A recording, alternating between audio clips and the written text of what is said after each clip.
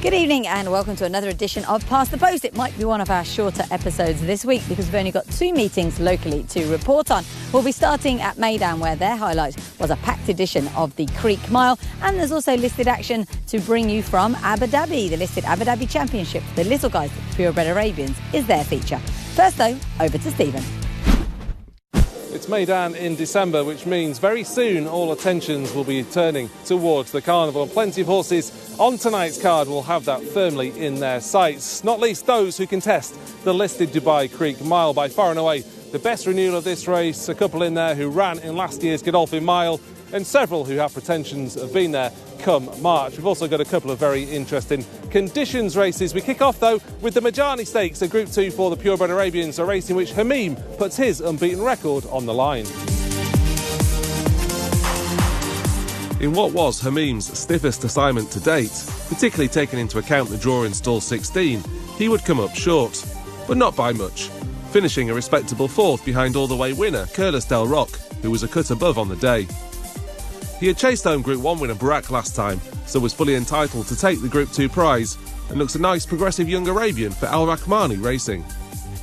Now they go to the final 300 metres and Curlis Del Roc has got them on the stretch. A 4 to 5 length leader. Raja races away in second, then comes Harab. They followed by Hamim, who's in 4th, but it's Curlis Del Roc well clear and well in control. Curlis Del Roc pretty much from start to finish. Fernando Jara afforded the luxury of having a look around and Curlis Del Roc has romped. Second goes to Harab, then came Raja.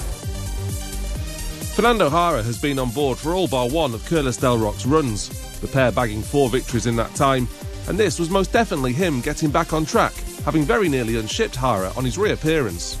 Look, he's a horse that he got a big long stride, so we want to use that in our advance, and try to get out of trouble, just get him rhythm, and we go from there. And the connections have stayed true to you throughout this entire process, letting him develop under you. How much has he improved since the first time you got on him? Yeah, look, he was amazing from his first time that I get on him.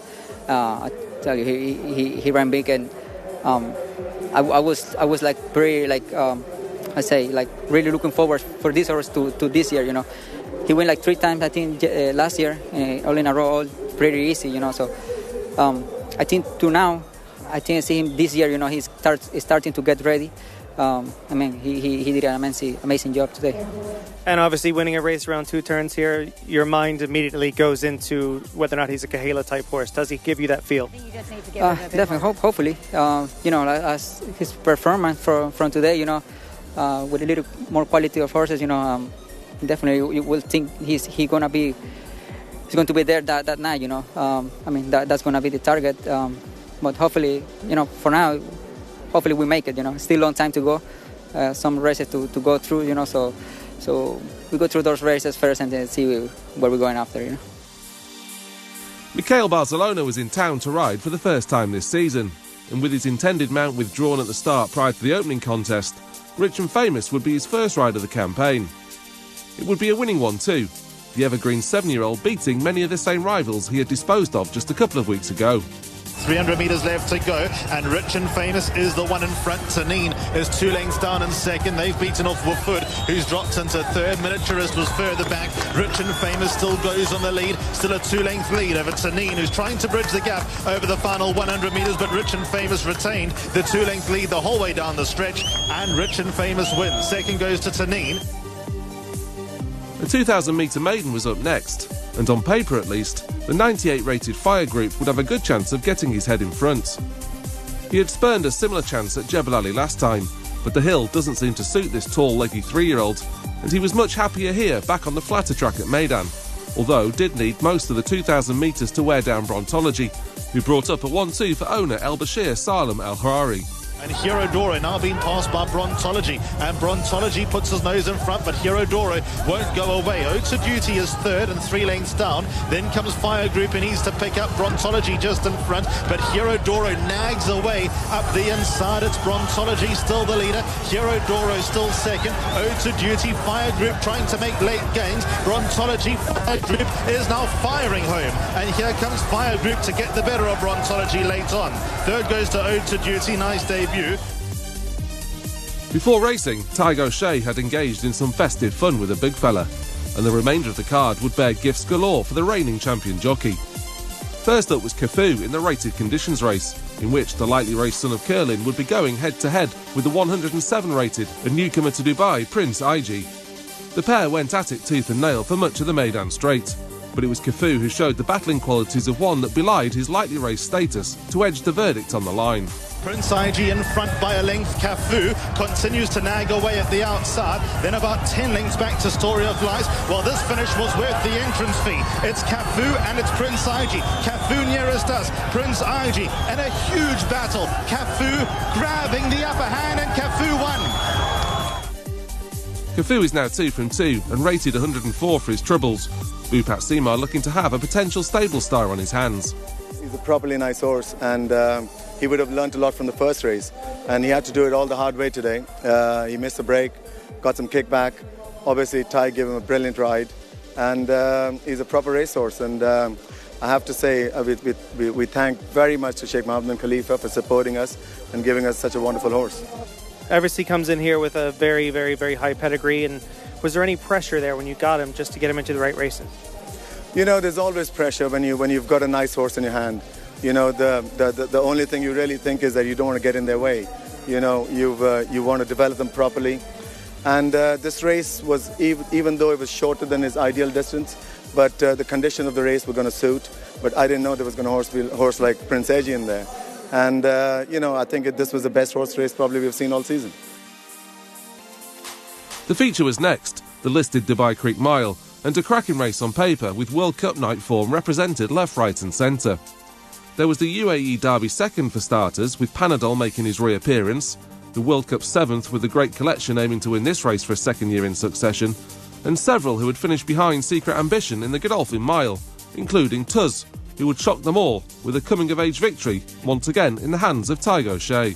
Eastern World and Tuz. Panadol's completely beaten off and he's going up and down. The Great Collection gets into the open. That's now third. Golden Goal is up the far side as Eastern World grits his teeth, but Tuz now draws level. The Great Collection 2 lengths down in third. Then comes Golden Goal and Midnight Sands. Tuz is nosing his way to the lead here. Eastern World running a big race in second. Then comes the Great Collection, but it's Tuz drawing off here from Eastern World and the Great Collection, and Tuz wins. Tuz, 2 from 2 in Russia prior to coming to the UAE, is a horse that has often threatened, though not always had the smoothest of runs with his racing since coming here. The regard in which he is held at home always stood out though, and this length and a quarter win over Eastern World can hopefully set him up for a fine campaign. He's a horse that we've always really, really liked. I think I went on record, to yourself last year, saying, you know, there isn't too many horses in Zabeel that work like this fella. So just different things didn't work from last year. Super Saturday got very worked up and unfortunately dropped William Buick beforehand in the preliminaries and stumbled out of the gates then. Just small little things. So the connections rightfully decided to gel them, and I think it's made him grow up and mentally, and he behaved great there tonight, and I thought it was a strong renewal. It was like a mini Godolphin Mile apart from the Americans and last year's winner Secret Ambition. It was a very, very strong race. So, but thankfully he's done what he's eventually, you know, he showed us every morning we work him. He's so generous, and that's what he does with any horse, you know. So hopefully now the gelding has worked, and onwards and upwards. The O'Shea show wasn't done with just yet, nor was the Russian influence on the card, as Pavel Veshchenko saddled 2 in the Murdiv Stakes, a conditions event for 2-year-olds. It was the first opportunity for winning juvenile form to go up against each other, but neither Taking Names, so impressive here on his debut, or Razine Dubai, victorious at Jebel Ali, could lay a glove on 3 who had form elsewhere. Victory seemed highly unlikely for much of the way for Azure Coast, but he's already proven over further, and that stamina came into play where it mattered, as he came with a withering run down the outside to see off Withering, who had to settle for second again. It's Withering up towards the inside, who struck the front. Second place, Zavorov. Taking Names got nothing to come. Azure Coast towards the outside is running a huge race as well from dead last. It's Withering, Azure Coast on the chase. Here's Azure Coast. What a win for Russia. Azure Coast beats Withering. A low-grade handicap closed out the card, and David Egan ensured his journey over from Bahrain wasn't a fruitless one, as he partnered Qanud to victory for Fauzi Nas. A lead horse in the main for Salute the Soldier, Qanud must have to go a bit to keep up with that one, and he enjoyed himself here, making most to win by 3 1/4 lengths. They all got some work to do to get to Qanot, who's a 5-length leader. Going into the final 200 metres, Dalalot is second. Then towards the outside is Almaguer, who won't give up to his credit. But ultimately it's Qanot who's well out on top. And Qanot will win that by a good 4 lengths. Second goes to Dalalot, then came Almaguer. There's one other meeting in the UAE this week, and it's off to Abu Dhabi for the final Arabian fixture of 2021. It's the last meeting of the year here in Abu Dhabi, and we're closing it out with some really good action. The feature is race number 5. That's the listed Abu Dhabi Championship for the purebred Arabians. A couple of interesting local newcomers in there, including RB Yasser, last seen in Group 1 action in France. He makes his local debut for Al Sail. I'm really looking forward to the closing thoroughbred race as well. It's a rated conditions event, and it sees Spirit of Light bid to extend his already very good record here in the capital. A couple of maidens started off the card, the first of which was a rated affair over 2,200 metres.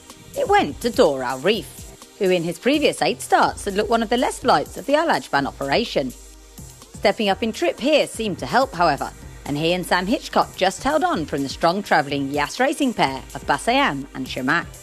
Through the final 300 metres, and Shamak at the outside went forward to join up the far side Dawar Reef, and then nearest us Bassayam tries to run a big race, but as they get to the closing stages, Dawar Reef up the far side, Bassayam nearest us and Shamak in between them. 3-way go in the run down to the line. It's Dawar Reef, I'd say, up the inside, got it. The second race, a 1,600 metre maiden, saw the local debut of Indian jockey Nazil Khan, who was based with Elise Jian for the season.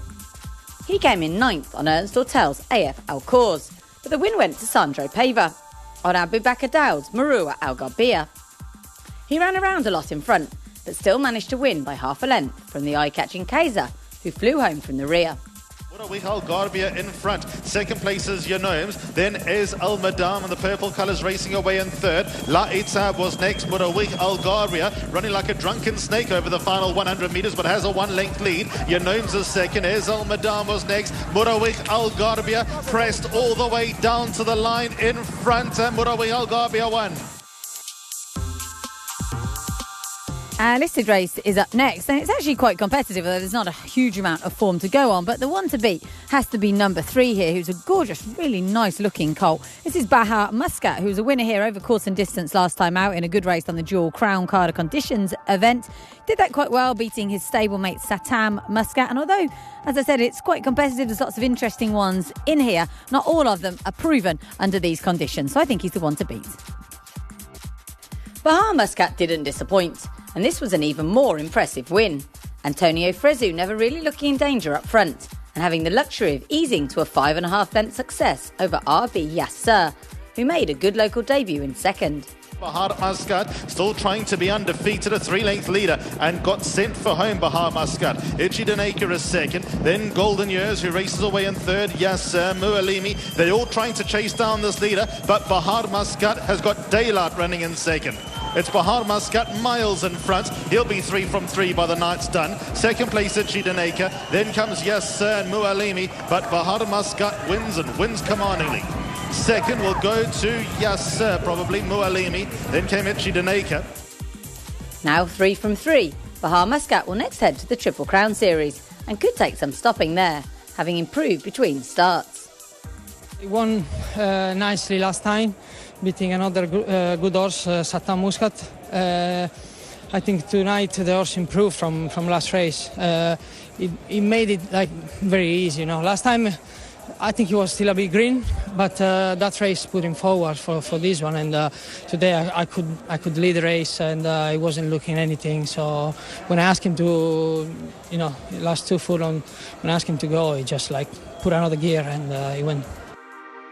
On a day when 6 different jockeys, trainers and owners graced the podium, it would have been strange if one of them wasn't Khalid Al Nabuda, and he collected a win in absentia in the 1,600 metre handicap. Avia Truck lights it at Abu Dhabi, and this was his 4th course success, beating Gold Silver by a length under George Buckle for trainer Ernst Ortel. Yatrok, who goes past Arab, Gold Silver. Wakil Warsan doing its best work late as well. The leader is Yatrok over Gold Silver. In the run down to the wire, and Yatrok makes it stick. Gold Silver second, then came Wakil Warsan. Second with Gold Silver The green and white silks of Ziad Galadari picked up a win of their own when Ashton Tourette's landed the 1600-metre Wath Bar Stallions private owners race. Ridden by Adri DeVries for trainer Ibrahim Asil, the likeable 6-year-old stuck well to his task and recorded a second win of the season, beating AF Majalis by a length and a quarter. Towards the far side, Ashton Tourette's is making an impact. It's Majalis in the lead. Ashton Tourette's up the far side is breathing down his neck. Then a few lengths away, we find Ahid Al-Khaladia, who's third, but Ashton Tourette's picks up the lead. Majalis tries to battle back. They got the race to themselves. Ashton Tourette's, though, forging even further clear, and Ashton Tourette's wins. Majalis ran second. Third, Ahid Al-Khaladia. The Thoroughbred Rated Conditions event closes out tonight's card, and it's a really interesting race. Quite open, there's several in with chances, including First Winter, who's a really interesting horse for Ahmed bin Harmash. There's not a great deal of him, as you can see there, but his first up run behind Remorse at Jebel Ali was a really, really good one. Then he went to Meydan, and I've got a theory that he maybe just doesn't handle traditional dirt, in that he's by Dabawi, but on his dam side he's out of a Sadler's Wells mare. They maybe don't handle it quite as well. So him on the turf tonight could be really interesting. And he's got Ray Dawson on board and a nice lightweight, just at 54 kilos. It was all too hot for First Winter, who tracked the pace but soon faded into 8th behind Al Farik, who was much the best despite sharing top weight. A winner on Meydan's turf on his final start last season, Asab Ramheri's 4-year-old made it 2 in a row with a dominant success over Yalail, with Spirit of Light third. Yalail guards them into the home straight. El Salt is second. El Farik needs to swing off heels. Then comes Spirit of Light, who got into the open. First Winter at the outside, didn't have too much to come. Country is trying to find a way through, but Yalail takes a deep breath with El Farik up the inside. Spirit of Light pressing. El Farik went up, took the lead and started to shoot away. El Farik wins and won it going away. Second to Yalail. Then came Spirit of Light, El Madar, El Salt. The win was a 4th of the season for Dane O'Neill, who rarely gets it wrong, either in a race or when picking who to ride. There having been 3 Shadwell runners here. He trains on the dirt, obviously, but Masaba was patient and found this race for him. Like I said, he's with that sort of French style of racing as well. He shows a good turn of foot, doesn't he? Yeah, he does, and I guess he could come back here for something like the President's Cup. He could well do. I know it's his first start. I would say there's a little bit of improvement there. Obviously a little bit of ring rustiness as well. So, yeah, I mean, he could be an exciting horse going forward. When they handle it round here, when they've that kind of turn of foot, they can get the position they need, and when they quicken up in the straight, it makes the jockey's job a lot easier. Other than that, I suppose you go to Meydan, the Carnival, and take on Godolphin? Yeah, that'll soon come round, won't it? But no, look, he's won today, and I'm sure he's a horse going forward, and like I said, he's got a nice profile to him. That's it from Abu Dhabi, which now takes a lengthy break, starting back up on Monday, January the 10th. That's right, Monday. Back to Stephen. So there have only been 2 meetings this week, but it still gave Tig O'Shea and Antonio Fresu plenty of opportunities to underline their dominance at the head of the Jockeys' Championship. The pair now sit on 20 and 18 respectively, with O'Shea in treble-winning action at Meydan and Fresu adding a couple to his tally over the weekend, including the impressive Bahar Muscat in the listed Abu Dhabi Championship. A rare blank week for Doug Watson saw Abdullah Al-Hamadi join him at the top of the trainers' title, following his sole winner at Abu Dhabi. Ernst Ortel, Bupat Sima and Musaba Al-Maheri keep the front pair honest and aren't a million miles away from making sure it is more than just a 2-horse race. The Owners' Championship is most definitely a 2-horse race, with Al Ajban Stables and Khalid Khalifa Al Nabuda continuing to dominate. A winner each ensured the gap remains at 4, with Shadwell alone in 3rd place, following an impressive win for Al Farik at Abu Dhabi.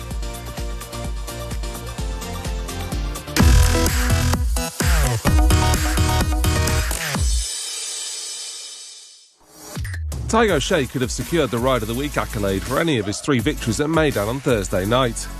First, there was the decisive move he made on Cafu to latch onto the tail of Prince Ig, allowing that one little piece. But at the same time, the manoeuvre ensured Story of Light, the only other form chance in the race, would be caught on heels of limited rivals. That gave Cafu, already proven over further, ample time to wear down Prince Ig, which he did where it mattered. Then there was Tuz, a tricky sort in the past, but looking more straightforward for being gelded. He was also perfectly placed throughout in a race where few threatened to get involved, and managed to avoid trouble as Panadol dropped back tamely through the field. And finally, perhaps the piece de resistance, a never say die effort aboard Azure Coast, who looked gone for all money pretty much throughout the contest, but O'Shea got a fine tune out of him to thwart Withering late in the day.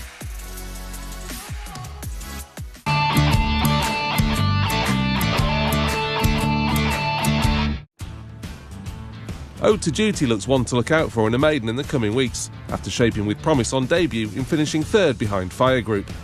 The well-bred son of Dabawi out of a Group 1 winning mare in Odalise, Ode to Duty looks a late developer and certainly in need of a trip, having stayed on all the way to the line over 2,000 metres. The maiden probably not a bad contest, with those in and around him all looking capable of winning races. As 2021 draws to a close, another quiet week is in store in the UAE, with again just 2 fixtures. We race at Meydan on Thursday the 23rd, before heading to Jebel Ali a day later for another 6-race card. No break for us over the holiday period. We will be back on Monday the 27th to review those 2 fixtures in what will be the final past the post of 2021. We will see you then.